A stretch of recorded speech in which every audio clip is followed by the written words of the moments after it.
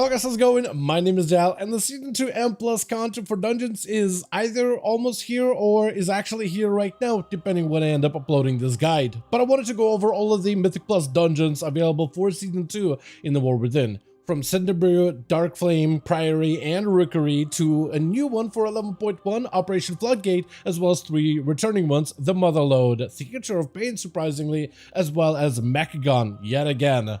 I spent a lot of time with these dungeons. I thought I'd put together a guide video for Season 2 for M Plus in 11.1. So make sure that you walk into the season with the knowledge you need to be able to bypass all of these bosses, gear out your character, and collect all of the new rewards available for a brand new M Plus season. I'm going to go over all of these dungeons in an order, but I also have chapter marks down below, so if you just want to skip to the most relevant dungeons, if you need a refresher, you can do so. I kind of want to dive into this as soon as possible because it is going to be a long project, but if you want to see more regular updates for the patch 11.1, be sure to follow the channel and subscribe if you want to see more future guides like these.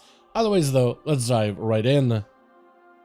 Starting with Season 2 dungeons, I want to first go over the War Within dungeons, starting off with Cinderbrew Meadery and the first boss, Brewmaster Eldryer. For the most part, with this boss, as he does his attacks, he's going to spill brew on the ground, either scalding the DPS players with brew, leaving scalding honey on the floor, or hitting the tank with the keg smash, putting up a bunch of brews on the floor instead. The boss is also going to be periodically using the ability of Blazing Belch, which is a frontal. You want to kind of stay near the boss to have an easier time avoiding this ability.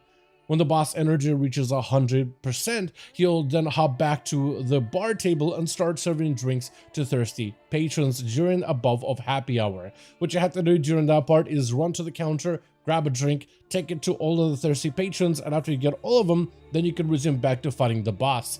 After the patrons are no longer thirsty, they'll start brawling all around the bar area, so try to avoid them while continuing to do boss abilities. The next 2 bosses can be done in any order, which can give you some functionality and flexibility regarding your cooldowns, but first of all, I'll start with a boss named IPA. Just like Eldryer, the boss is going to do a pretty nasty tank knockback ability, which is going to displace a tank, sending him flying quite a distance, but also putting up a bunch of dots on the DPS classes for your healer to heal or dispel. When the boss reaches 100 energy, he'll spawn in a bunch of honey on the floor, and some of that honey will transform into brew drops. And basically, you want to try to keep the boss, IPA, away from any honey puddles or from brew drops, and the DPS should focus down on the brew ads as soon as they appear. When the boss is spawning these ads, it's up to the tank to kite the boss away from them as soon as possible and try to hopefully get him clumping or at least move in the same direction so that the DPS can clump them up together and AoE them down a little bit more efficiently. The other boss, or third or second boss of this dungeon, is Bank Busby. For Bank, he's going to hit the tank with a honey marinade, which is going to leave a fire puddle on the ground, and that fire puddle will be very, very important. Another thing the boss does is summon ravenous cinder bees, and if you get him anywhere near the honey, including that tank fire puddle, that's going to empower the bees, cause them to be a lot more aggressive, and you usually want to take down the bees as soon as possible. The boss is also going to use Fluttering Wing, which is going to slowly push players away while also dealing quite a bit of nature damage, so that mechanic will be up to the healer to heal while positioning yourselves correctly. When you slay a bee, instead of getting slayed, it becomes tamed, allowing you to jump on the bee and then aim it at a brew barrel, and you want to destroy as many of these barrels as possible to eliminate as much honey out of the area. The final boss is Goldie Baron Bottom, which will summon a bunch of barrels all throughout the boss arena. And you basically, as the encounter goes on, want to break as many of these barrels as possible. Destroying the big barrels puts a dot on the group, but destroying small barrels causes lava or honey to spawn out in waves, usually in cardinal directions. But ideally you want to try to clear as many barrels as possible, though not too many, especially the big barrels, because you don't want to have too many dots going out at once. On PTR, we usually try to use the tank frontal to break as many barrels as possible. Then you can also use the Ricochet, which will put a debuff on a player, which the tank healer will want to dispel or heal it, but you could also use that to break barrels as well. When the boss reaches maximum energy, she'll use the ability of Let It Hail, breaking all the barrels while doing a ton of damage, so if you have too many barrels up, there's going to be a lot of damage taken for the rest of your group, so you want to be very, very careful with this mechanic specifically. The next dungeon is Darkflame Cleft, and in Darkflame Cleft, the first boss will be Old Waxbeard. Waxbeard is a massive AoE encounter with a ton of little ads that he summons throughout the entirety of the fight. And you want to try to keep the boss and the ads as close to the rail carts as possible, because the rail carts, when they run over the ads, it'll actually take him out very, very quickly. But also this is an opportunity for players to use crack control in big group, massive AoE CC, stuns, disorients, everything you got, to try to control the ads as best as possible, because they do a decent bit of damage. The healer will want to be very, very careful, because the boss will throw a luring candle flame at one of the DPS players, or a healer, and it'll make all the ads fixate on that target specifically, which is why you want to try to maintain and manage the ads as best as possible. Periodically, the boss is also going to do a reckless charge, and you want to generally aim him at a wall nearby, and after the charge you'll have a cave-in, which gives you quite a bit of things to dodge, but also quite a bit of AoE damage to deal with. Also, the boss is going to summon up periodically an explosive minecart, which all the DPS, even the tank, should all swap to immediately and take out the minecart before it goes boom, otherwise it deals a ton of potentially unhealable damage. The next boss is going to be Blaziken. For the tank, for the most part, you just want to stay near Blaziken in melee at all times, otherwise he does radiating AoE damage, so the tank stay near the boss permanently for the rest of the encounter. The DPS and the healers will have to use a wick light barrage to light as many candles as possible at the start of the encounter, which will be followed by extinguishing gust, where you want to try to aim it at any of the candles that are lit up and try to extinguish as many of them as possible, which will be followed by incite flame, where you get in a safe spot to avoid taking fire damage, and the more candles you light, the less damage over time that your healer is going to have to deal with, which is why everybody should try to light as many candles as possible at the start. And then this fight basically repeats itself, but if you can do it in that order specifically, the rest of the encounter shouldn't be all that difficult. The next fight is the Candle King, which will spawn wax statues of players periodically, and as the fight goes on, he spawns more and more statues. The statues don't really do a lot of damage, but when you have a lot of them, it really starts to really stack up very, very quickly, so you want to break these statues, and there's a couple of ways to do so. The first will be a pickaxe attack, which is a frontal linear attack. You want to aim it at one of the statues and stay behind the statue to make sure that it breaks. The rest of the players are going to get hit with the Dark Flame, which gives you a purple circle, and if you put statues within that purple circle, when it goes off, it'll melt the statue. It does melt the wax, which will give you less space to work with for the boss arena, but it is one of the faster ways to be able to get rid of as many statues as possible, and you want to try to clear the room with those as best as you can. And always be sure to interrupt the boss. He does a nasty cast that could fear everybody, so you want to make sure to have somebody available to always be ready to interrupt the boss kicks. The last boss is going to be Darkness, and the main mechanic is to keep this candle lit at all times, never letting this candle get extinguished, because otherwise you'll start taking additional shadow damage, which will make all of the boss abilities a lot more deadly. And also, being away from candle or any light source also means that you do no damage and do no healing. So whenever you are in darkness, you're basically useless, and you might as well focus on mobility, positionals, and mechanics during that time. Though hunters that have the ability of flare can actually bypass that mechanic with the ability of flare, as flare does provide a light source that does play into this boss mechanic specifically, so that'll be something that you could potentially take advantage of. Basically, whenever you are out of the candles area in the darkness, you should periodically run out to grab smaller candle waxes to bring them to the main candle to keep it continuously lit. And the boss is going to use a number of abilities to try to extinguish the candle. He'll have a frontal, and for that you'll want to use an extra action button to move the candle away from the frontal.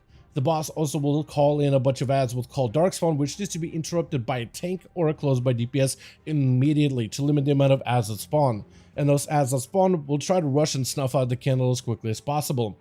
The healer will also have a pretty big healing check to work on during Eternal Darkness, which is a group-wide AoE damage and attack, but it also will help snuff out the candle quicker, so you want to keep maintaining and managing the candle as often as possible. Now the next dungeon on the list is the Rookery, with the first boss being Kyrios, which is a very straightforward fight, surprisingly easy. All you have to do is dodge all lightning attacks during phase 1, and when the boss reaches 100 energy, he goes to phase 2, where he goes to the center, spawning 4 beams that radiate all around the boss. You will be able to tell where the beams are going to come from because there'll be 4 orbs that come out around the boss at the same time, and that's kind of more or less marks where the beams are going to come out of.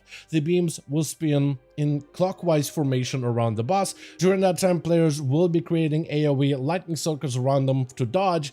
You basically just want to stack together near the boss and move to the left, scooching over little by little, just to make sure you're not standing in the AoEs that you're about to leave with the lightning. And after that phase is gone, the boss is going to come back in, just try to make sure you're not too close to his charge back ability, and then repeat again, dodging lightning, hitting the boss, and dodging the beams. The next boss is Stormguard Corrin. With only a handful of abilities, one of the things he really likes to do is to leap around all over the place, sending void rays in all directions, while also blocking up parts of the room with the void puddles. He also does a nasty gravity ability that pulls all players in and does giga damage if you're too close, which is where you want to try to get out of it as best as possible. Another mechanic he's going to do is Chaotic Corruption, which passes around this dot that will bounce from player to player until it extinguishes all of its charges. If a player does get hit by the dot, it's not the end of the world, but it'll leave a debuff on you that makes you even more vulnerable to that dot every other time you take it. So you want to try to pass it to a player that doesn't have a debuff, and then try to pass it off to other players that also don't have it. Try to line it up in an order so that you're not dealing too much damage from one to another. The last boss is Voidstone Monstrosity. As a tank, you want to stay near this boss, next to him in melee at all times. Never walk away. You're not in charge of the mechanics. You just want to stay near the boss so he doesn't start cleaving everybody else around you or AoEing the entire group. And also you want to phase the boss away from everybody for Oblivion Wave ability. That's about all you do as a tank. For healers, you want to dispel or heal through Unleash Corruption, which will deal a significant bit of damage. Also, the boss is going to use an ability called Null Upheaval, spawning a bunch of shadowy void rifts on the ground, but also pillars that need to be disrupted, as players will have a blue circle around them, and they need to take those circles to pillars as soon as possible. Otherwise, those pillars spawn into adds that could potentially mean an end to your run.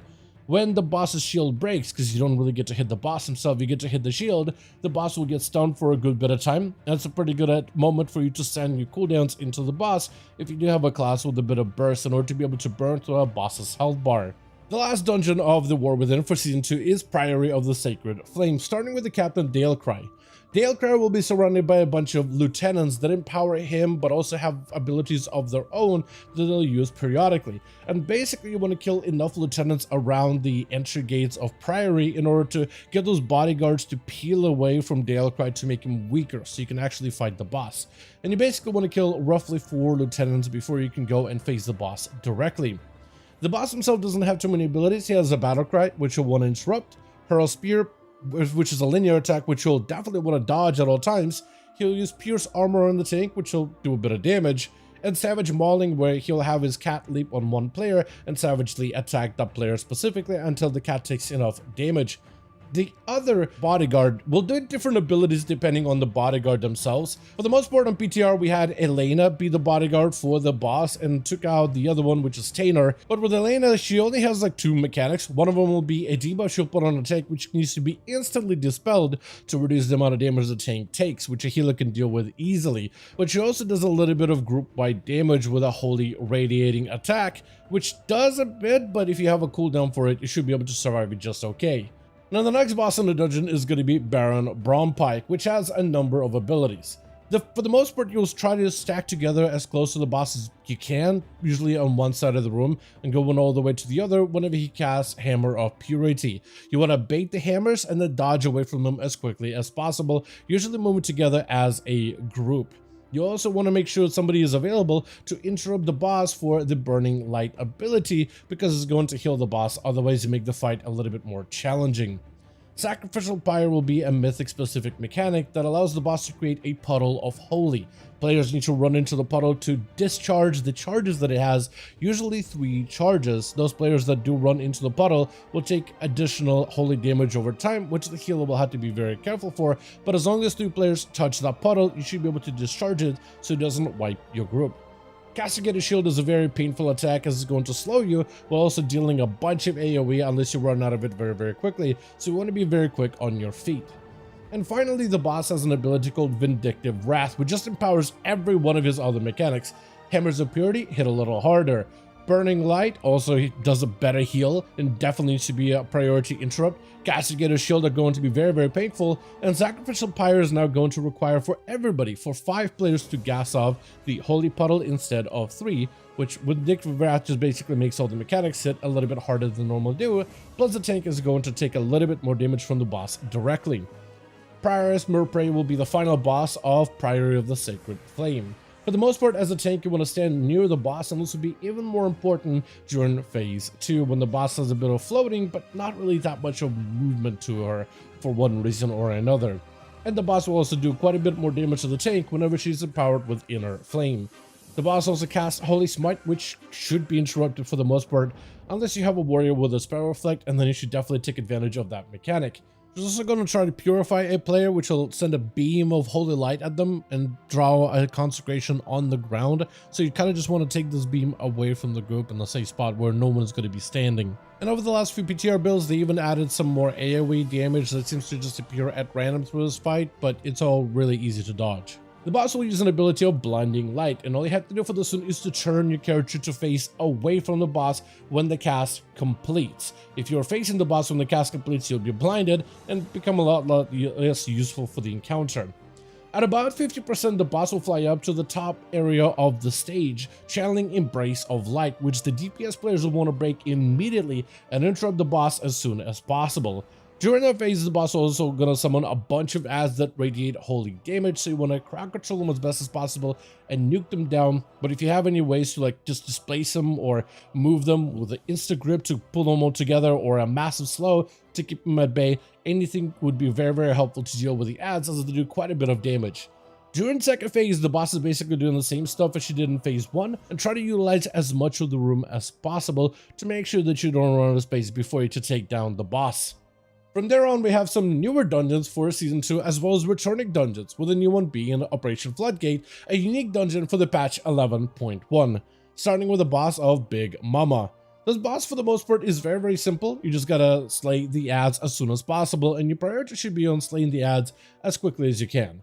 The adds will do a couple of casts, specifically Maximum Distortion, which can be interrupted and should be interrupted as soon as possible. You also want to dodge Doomstorms, and the boss will mark one player to hit him with a Sonic Boom. The Sonic Boom will be a silencing attack, so you want to try to face it away from your party, and as it hits you, it'll try to push you in that direction. So if you're quick enough, you can actually dodge around it, so you take very minimal damage and don't get silenced for too long. Otherwise, the boss is going to slam the tank super hard with Electro Crush, so the tank will need a defensive to survive that attack. If the adds don't die, the boss will gain a shield, reducing the damage she takes, which is why the adds are utmost priority. But if the adds do die, she does an attack called Jumpstart, which deals a bunch of damage to everybody in the group, but the boss also takes a bunch of damage as well. During that time, if you have any cooldowns, this will be the best time to burn through the boss's health bar incredibly quickly. Afterwards, she will leave excessive electrification on the ground, which will be a massive puddle that you'll want to walk the boss away from, summoning up the adds and restarting the fight from scratch. The next boss is Demolition Duo, where for the most part you have two bosses, Bront and Kiza, Quick Fuse, and this fight for the most part wasn't all that difficult. There's only a handful of mechanics that are super important for you to maintain. First of all, dodge Kiza Quick Fuse's attacks with her BBBFG gun, which is just frontal linear shots. DPS players that are marred by kinetic explosive gel will want to get near a bomb or two and then get dispelled as soon as possible. This ability does a lot of damage to the players that have it, but if they do get dispelled near a bomb, it does remove those bombs from the boss arena. Also, Bront is going to do a charge, marking a singular player, and you want to try to run Bront through as many bombs as possible, because if any of the bombs are up after the charges and the explosive gel is gone, then it's going to be a team wipe for that encounter. And that's basically the entire fight. Then you just try to cleave the bosses down together as quickly as possible, because if one of them lives but the other dies, the one that's alive is going to start to enrage very quickly. The third boss of this dungeon will be Swamp Face. And the main mechanic of Swamp Face will be a link. Two players will be linked together with a vine, and if you try to separate too far from each other, you'll be pulled together towards the center. So you'll want to try to maneuver when linked with another player in the same way. So for the most part on PTR, there was a rule that players made up where you would just go to the right no matter the mechanic, no matter the distance. And as long as you're quick enough, you should be able to dodge everything to the right pretty easily. Unless you have good coordination to go left or right, most players just went right just because it made it easier for us to do this fight as pugs on the PTR. So just try to dodge to the right no matter the attack, whether it hits his Mudslide ability, which is a massive frontal, or Awaken the Swamp, which will also create these rushing tides that can potentially cleave you down. So try to dodge that as best as possible. During Awaken the Swamp, this is where the healer is going to have to be very, very careful, because that's where you get a lot of group-wide damage coming out very, very quickly. And the tank needs to watch out for Sludge Claws, as it will leave a debuff on you that prevents some healing taken. The final boss of this dungeon is Gizel Giga Zap. And he doesn't have too many mechanics, but for the most part, since you're fighting inside of the dam in the Ringing Deeps, there is going to be water droplets that will spawn all around the arena. For the most part, and this boss is going to use a lot of nature and electrifying attacks, you don't really want to have any of those attacks hit the water puddles immediately. You'll want to save them for a very specific mechanic later, so for the most part, try to stay away from the water as best as you can. Gizel off of the bat is going to use a turbocharge ability early, where you have to dodge lines, and this attack also does a ton of group-wide damage, so the healers beware. Giga Zap also does a lot of damage to players that he targets with the ability of Giga Zap, so the healer is going to have to be very, very careful, and those players getting targeted will want to pop a defensive. The tank is going to get hit with a Thunder Punch, which is yet another knockback ability, so you want to position yourself accordingly. And try to, like I said before, avoid touching the water with any of these electrified attacks, because eventually the boss is going to spawn Leaping Sparks, which will fixate on a player and rush the player down as quickly as possible. But if a Leaping Spark touches water, it dissipates, turning the water from normal water to electrified water, but it does allow you to take care of these sparks rather quickly. Then for Season 2, we got 3 more dungeons that are returning dungeons from previous expansions, but are still all thematic, sorta, around this goblin aesthetic that we have during the Undermine update, like the MOTHERLODE, starting with the coin-operated Crowd Pummeler. With coin-operated Crowd Pummeler, for the most part, all you have to worry about is the static pulse ability, which will be a knockback for healers to heal, followed by Foot Bomb mechanic, where the boss will send out footballs or soccer balls depending on your region, but there will be foot bombs and you'll want to kick them back into the boss, which will put a debuff on the boss, making him take more damage. There's a lot more bombs this time around compared to the BFA version of this dungeon, so everybody is going to want to spread out to kick these balls back at the boss.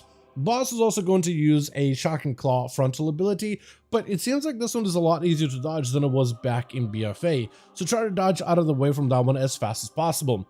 And for the tank, you just want to keep the boss away from any coin piles on the ground, because when he does the coin magnet ability, every coin he sucks up will increase his damage done, so you want to try to keep the boss away from the coins and move him before he does the magnet ability. The next encounter is going to be Azarok, who for the most part spawns ads. Ads are going to fixate on a player in the group, and if an ad is fixated on you, do not let the ad touch you, otherwise you'll put a bleed that can continue to stack with every attack. So you want to run away, don't stand still, don't just pop a cooldown or just take the damage to the frontal of the face unless you have a bleed immunity, otherwise run away from the ads and kite them as best as you can. Slows, stuns, anything works out for them. The boss is going to empower one of the ads, usually the one with the highest health, and while empowered, it does radiating AoE damage to the group, but also takes a lot more damage, and that ad that's empowered will always be your highest priority. You want to take it down as soon as possible before Resonant Quake. The more ads are out, especially if there's an empowered ad that's out, Resonant Quake is going to do more group-wide damage. When the empowered ad is out, it's basically a wipe, but if there's no empowered ads, then you most likely will be able to survive unless you do this key at extremely high level. And also, finally, dodge the boss's frontal attack, which will happen periodically. The next boss is Rixa Fluxflame, and during this fight there's going to be a lot of Azurite spilling out all throughout the boss arena, so be ready to move this boss as soon as you see Azurite spawning. Also, the boss will pick one player to spray even more Azurite around the boss arena. Just try to take those puddles near the rest of the Azurite puddles and try to kind of keep them together as best as possible. The boss is also going to cast Propellant Blast at one of the players, and you want to basically have everybody stay away on the opposite side of Propellant Blast, using the propellant to aim at the Azurite to push it out of the boss room, and she'll do that for 3 players specifically, targeting one at a time. So you want to rotate players out to make sure the propellant is being used to push away and clear the boss arena as much as possible. The final boss is Mogul Rastunk. The first mechanic he's going to do is spawn into drones to bomb parts of the boss arena, and these drones generally do frontal linear damage. So you can tell which part of the arena, which quadrant of the arena they're going to attack, depending where they are and where they are facing. So there'll be, basically you could think of the boss arena spread it out into 6 different quadrants. One of the drones is going to bomb the arena east to west, either the front part or the back side. The other is going to bombard north to south, and there's 3 lanes that they can bombard. So you want to try to be in a quadrant where you don't have one of these drones facing the rest of the group. The boss is going to use an ability of homing missile targeting one player, and you basically just want to run it out of the group, otherwise he'll deal AoE damage to everybody, or you could just limit it to a single player taking that damage. Gatling Gun is going to be another ability that'll be a frontal, where the boss will also spin in 360 and kind of just barrage the entire boss arena, so you want to stay on the opposite side of the boss, dodge Gatling Gun ability. And he does this up until the boss drops to 50% health, where he then gains an immunity shield while spawning 2 adds Ventureco Sky Scorchers, which need to be DPS down very quickly, otherwise they deal a lot of damage, while the boss also deals even more group-wide damage. During that time, the boss is going to do a Drill Smash ability, and you basically want to aim the Drill Smash at big red rockets, which he'll drop in as he gets into this transitionary stage. Once the boss hits 3 red rockets with the Smash ability, it breaks his immunity, and you basically go back to phase 1 of the encounter, still dealing with drones, homing missiles, and Gatling Gun ability, until the boss is eventually dead. Second dungeon to return is Theater of Pain, which isn't really goblin themed, but they did this on purpose just because it has less AoE pulls and a lot more big lieutenant pulls within those dungeons, which is going to give you a very interesting experience. This dungeon has also gone through a number of changes since its Shadowlands days. The first boss is the Affront of Challengers, which is basically a big council fight. You want to try to kill these adds or these bosses close to one another, but you will have one that you'll focus on at the very beginning. Each of these bosses does different mechanics. First one being Decia the Decapitator. She mostly hits the tank for a decent bit of damage, but once her energy reaches 100, she does quite a big stomp, dealing group-wide damage to the rest of your party. Sethel the Accursed will be the boss you want to focus on at the very beginning the most. He has a lot of casts that need to be interrupted, and he'll also deal additional AoE damage, and you basically want to try to eliminate him as quickly as possible to try to take out the most difficult and most high damage bots out of this fight. The third boss is Pesaran the Virulent. He does 2 abilities. One of them is a frontal breath ability that needs to be dodged, and the other is a mushroom spawn ability, which also needs to be dodged. They changed up this fight before, where it was front-loaded and got easier as you slay one of these bosses, but this time they actually adjusted it, so as you slay one of the bosses, it empowers the other ones that are active, encouraging players to try to slay these bosses all together at the same time. But what we did a lot in PTR is we focused down Sethel as soon as possible, and then try to kill Decia and Pesaran as close together as possible as we could, as that seemed to be the safest strategy, at least over on the PTR. The next 3 bosses, Gorechop, Zav, and Unfallen, can be done in any order, so you can kind of just run this dungeon depending on your cooldowns in any way you see fit, but I'll go over them in a order that they show up, starting with Gorechop. Gorechop is a pretty easy boss for the most part. You just have to dodge walls of meat hooks. The boss is usually going to do a grip ability around the time that meat hooks comes out, usually right before it or during it, so try to be very careful regarding your positioning. And all you have to do is just find a safe spot to pass the meat hooks, as most of the walls are going to be covered, but like 2 spots are going to be open, although there'll be a meat hook wall to follow up right after, so you want to be able to move in and out very quickly. He also spawns these little adds called Oozing Leftovers, which will jump around, usually leaping to the furthest player, doing quite a bit of damage. You want to try to cleave these adds and CC them if you can as best as possible. Once these adds die, it does leave toxic puddles on the ground, so if you want to try to game the adds and slay them away from the center of the boss arena, that sometimes can help players deal with the mechanics and the unintended leftover damage that the adds can do even after they die. The next boss is Zav the Fallen, which is the PvP boss encounter. For the most part, the boss is going to drop a totem or a banner, which needs to be DPS and focused on immediately as soon as it's up, as it's going to slow down everybody's movement and needs to be the highest priority. The boss has a big ability called Brutal Combo, which will deal a ton of group wide damage when he first leaps to the center of the boss arena, and then he'll do frontal attacks like a conal, linear, cleave attacks, but if you dodge most of them, you shouldn't take any damage from this boss whatsoever. So as a healer, you really just have to heal the Brutal Combo or the leap initially, but if everybody dodges Brutal Combo, then no one should take any damage from Brutal Combo. The boss is also going to send two players periodically to fight each other PvP style, and you want to try to slay the other player as quickly as possible to get back up to the boss platform, and the winner of the PvP battle actually gets a damage buff, so you want to try to be the one to get the damage buff if at all possible. But a lot of players, what they'll do is they'll actually just tell who is going to win if they have cooldowns to try to maximize the cooldown uptime on Zav in order to have the fight go down as quickly as possible. The next boss is Kultharok, otherwise known a lot by the community as the Lich, back from Shadowlands, so some players call him the Lich, that's what they're referring to. This boss is a little different than it was in Shadowlands, quite a bit actually. First of all, a bunch of orbs are going to spawn around the room and then rotate around, and you want to try to dodge these orbs as best as possible. The tank needs to stay near the boss at all times, and the tank also will have a frontal attack that he needs to watch out for, and everybody else needs to watch out for. Basically, never stand in front of the tank. Healers will have to focus heal players with a Well of Darkness, and those players might want to spread away from the group in order to limit the amount of AoE damage you're doing.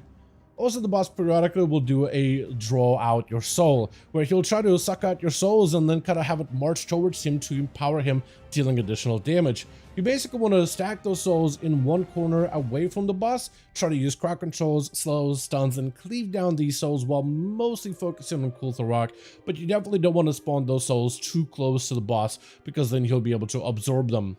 The final boss will spawn after you say Gorchop, Zav, and Kultharok. It was Mordretha, the Endless Empress. Her mechanics is basically just a bunch of different mechanics that have really bad overlap sometimes. So that's really about the boss. There's not too much of a flow to it. Sometimes she'll just have really bad overlaps, and other times those mechanics won't overlap and she'll feel like a joke. So it just kind of changes in difficulty and aggression as the fight goes on. Some of the mechanics you want to watch out for is Dark Devastation, which will be a frontal linear attack that she'll spin in a circle when she does it. You want to dodge that as best as possible. The tank is going to take some damage with a physical and shadow from her cleave. That does quite a bit of damage, so a tank needs to be very, very careful with that. She also uses an attack called Manifest Death, which will create circles around players, exploding and creating a little ad that needs to be interrupted and crowd controlled as quickly as possible. Otherwise, it just adds an additional damage that you don't want to be dealing with. There's also Grasp and Rift, which will try to pull players towards the Rift. You want to stay away from the Rift, otherwise it could be the end of you for this run. And when the boss reaches 50% health, she adds Ghostly Combatants to the encounter, which are two additional mechanics. Either as an echo for battle, where you'll have just random AoEs with ghostly clashes kind of being in the way as you're doing all the other boss mechanics, or a ghostly charge where 4 horsemen will ride through the middle and across the boss arena, which you'll want to try to avoid as best as possible, while at the same time avoiding all of the other boss mechanics that are available. And some of the overlaps with this fight in particular can be really bad, so you want to be very careful between positioning, especially as a tank, pull the boss in a good spot where nobody is going to be able to take damage from, especially the ghostly combatants. The final dungeon is Operation Mechagon, and they changed this one also quite a bit compared to the BFA version. First one being the Tussle Tongues fight, where you're fighting against the Platinum Pummeler and No Mercy for You. The Platinum Pummeler for the most part is going to focus on the tank and hit him very hard. He does a bit of an AoE attack that the tank will want to face away from the group, but also does AoE damage with his Pound attack, which will be for healers to heal up the group for. He also puts up Platinum Plating on himself, which will reduce damage the boss takes, and when that happens, you'll want to take the boss to the hammers scattered around the boss arena. There's 4 hammers to slam through his plating, stunning the boss but also removing the plating, making him take more damage. No Mercy will do a charge, either focusing on the tank or another player, and you'll just want to try to dodge it as best as possible, otherwise you'll be dead. It also will flip around players periodically. It doesn't do a lot of damage, but it can really put you in a bad spot, and can really displace you in some areas. The boss also starts to lay down a bunch of mines all throughout the boss arena as the fight progresses, so you can get flipped into a mine very easily and go down without being able to find a way around it. So you want to be very careful with positioning. And you want to try to slay these bosses very close to each other. They don't necessarily share health, but if one is down and the other is still alive, it'll start to gain more and more and more damage, kind of like as an enraged mechanic. So you want to try to cleave them evenly as best as possible, while utilizing quite a bit of the boss arena, because those mines and the flips and all those other things will eventually leave you with very, very little room to work with. The next boss is Cujo, which generally changed too much compared to his BFA version. The main mechanic for this boss is to try to keep junk cubes alive, and also don't get crushed by junk cubes. You want to use them in order to dodge away from the boss when it does venting flames. If you played back in BFA, there was a strat where you could put the boss right next to one of these venting junk cubes, and you can still hit the boss if you position correctly. Technically, you could still do that, but it feels like, at least from PTR testing, this mechanic, while doable, feels like it's a lot less forgiving, because back in BFA, as long as you were touching a cube, you're mostly safe from the flame and you could really cheese out the boss. This time around, you really have to find that perfect spot in order to find line of sight, or at least it feels like it's a lot harder than it was back in BFA, but it's still technically viable for a tank to pull the boss before he goes in for his venting flames attack. The tank is also going to get hit with a debuff that used to be dispelled by the healer as early as possible, otherwise it does a lot of damage to the tank. When you do dispel it, it does explosion damage on everybody around the group, so be ready to do AoE healing right after you dispel it. The boss is also going to periodically cast Explosive Leap, where he'll target a couple of players and leap towards them. Make sure you don't get leaped on by the boss while standing next to a junk cube, otherwise it'll mess it up for the venting flames mechanic. Technically, this ability can still be Feign Death, Invised, or Vanish, but the timing for it is a lot less forgiving than it was in BFA, because if you're the first person to get a left and you vanish as a rogue, you gotta time it perfectly for the mechanic to like only hit one player and ignore the other two players that are marked by the mechanic. It's technically doable if you've done the strat back in BFA, not as easy as it was anymore though. Machina's Garden is basically a fight where there's a lot of dodging. They did clean up the boss arena quite a bit.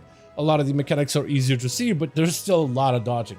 You gotta kill plants whenever they're available and stun them in order to limit the damage they do. You gotta dodge these chainsaw blades or gear blades. You gotta dodge flame cannon beams. You gotta dodge the discom bombulator attack. And you gotta dodge random fires from dead flowers. And it's just really a dodging mechanic of a boss. It's not difficult if you could dodge, but it's just a lot of movement. So be prepared for it whenever you're fighting this encounter. King Mechagon is a fight with two phases. The first phase, he'll be in this little ship. Second phase will be in a big mech. During the first phase, you'll have to dodge orbs. They'll be moving from location to location periodically. It'll show you exactly where they're moving from and where they're going to. So try to make sure you're not in the way of those orbs, because they'll knock you around while dealing some damage. Also, try not to get cleaved by Giga Zap. The boss will target one player to zap him. Standing behind the player or in the same line as the player getting zapped will also get you zapped as well. So try to limit how many players get zapped. Also, make sure to take a step back when the boss does a takeoff ability, and also watch out to not get hit by the cutting beam ability. Once you defeat the boss in phase 1, it switches over to phase 2, where you now have to fight him while he's in a big mech. You still want to dodge the orbs as before. Giga Zap has a much wider angle to it, or much wider range for it, so you still want to make sure to dodge it and not get hit by too many players, but it has a much wider area, so you want to make sure to position yourselves correctly.